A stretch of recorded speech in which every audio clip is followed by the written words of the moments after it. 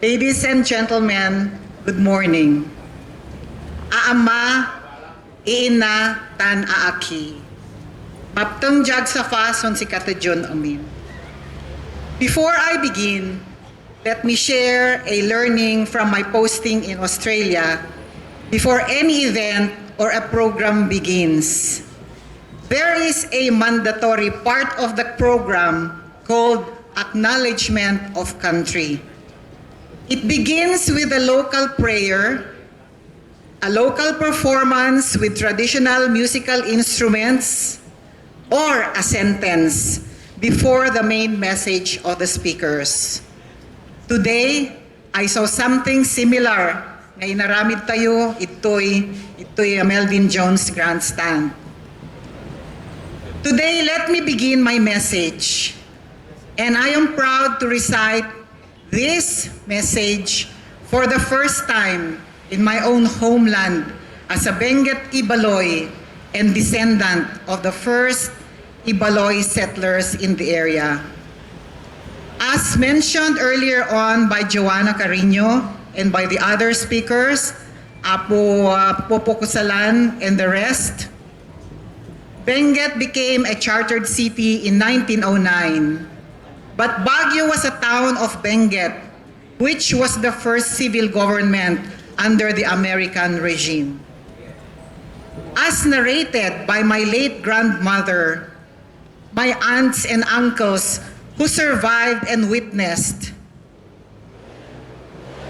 that my great-grandparents, Tadaha and Dikvos Badjating, and their children once lived within the Malcolm Square, Maharlika, Rizal Park areas.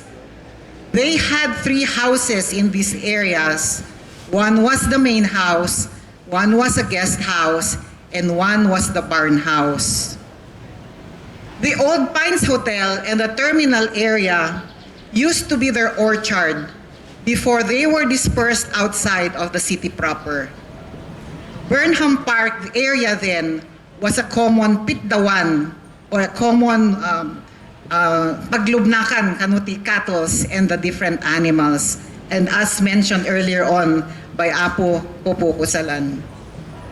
Today, I stand before you and I am proud to recite a similar recitation of what the Australians do. But I would like to recite that and I would like to replicate that being a Benguet Ibaloy. And I will recite this. I acknowledge the traditional owners of the land where we gather today as Ibaloys and pay my respects to the elders past, present, and emerging. These are the words that are always spoken by any official when you go to Australia. These are likewise written in all the websites of all government websites. These are likewise written in the different websites of different companies in Australia. It is indeed an acknowledgement of the first people in Australia. There may be similar instances when you go to other countries, like in Canada, in the US, in New Zealand, there are similar situations of acknowledgement. And I am happy that for the first time, there is an acknowledgement of a Benguet Ibaloy Day. And today is the celebration of all Benguet Ibaloys. Palakpakan tayo manmat di jay. Salamat Japasiya, tawaray na ulungan tayon pan-aadivayan. I must congratulate the Onjon committees for this very special occasion and for the theme, Bukday Siya Bagyo, Makadyoan, Saywaray pan-aadivayan. It is a difficult theme to work on, but it is a true theme that we must face right now. This theme came very timely as the City of Baguio, through the City Assessor's Office, is about to conduct its 3rd public consultation on March 3 about the reassessment of market valuation in Baguio, which will replace the zonal valuation implemented by the BIR. This new proposed valuation is extremely high and but beneficial for increasing the value of one's properties. To many, it is beneficial. But it is also the only basis for increased realty taxes, capital gains taxes, donors taxes, and many more. Baka makalsyad kita, Jo, no tempo man ni bayad ni taxes. Baka awan ti mayarwar tayo nga pagbayad ti taxes tayo. In our younger days, we were blessed to have experienced colder Baguio, pine-scented air, more mountains to hike for our school outing.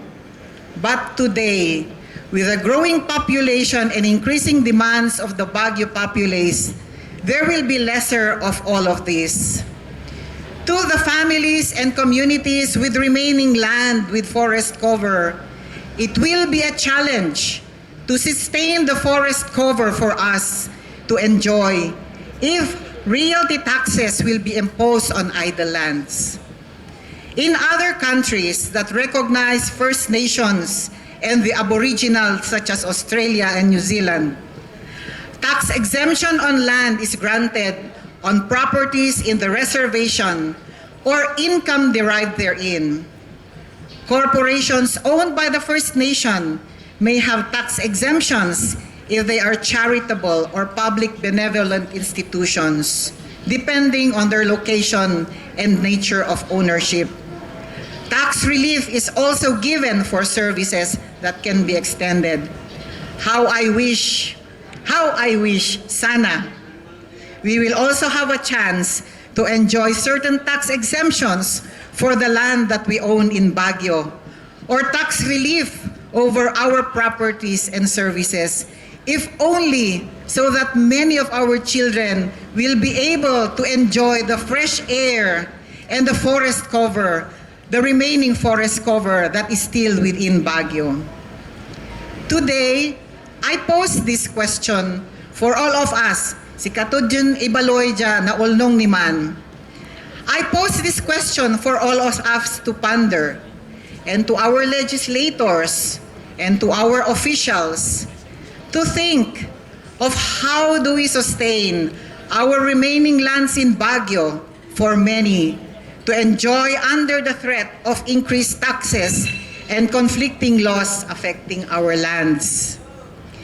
This is now in the hands of our officials. But to us citizens, si Katudjun Ibaloy, we have to know how to fight for it. We have to know how to raise our concerns so that our officials may listen to our plea. Perhaps a new charter or a revised charter of Baguio may help, or other legislative measures can help us resolve the matter. Amin ngayong bagbaga dagiti imun una nga speakers before me. Aduti concerns tayo nga nabatbato ito'y Baguio. I entrust this matter to our officials to help in the resolution of the legal issues and legal matter about our lands in Baguio. But I encourage everyone to attend the March 3 public consultation about the lands in Baguio.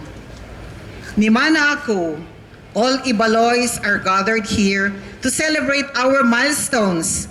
For indeed, this is a very special day for all Ibaloys who were once upon a time the first settlers in these lands. Nut niman, pansadsak kita Jo, pansaksakay kita Jo, and let us enjoy this very special day for all of us, or for all of us. Ituloy tayo mga enjoyment and pan-anadivay. Congratulations to the Onjon ni Ibaloy and to all Ibaloys who are present here. To all Ibaloys of Benguet as well, congratulations, mabuhay Ibaloy!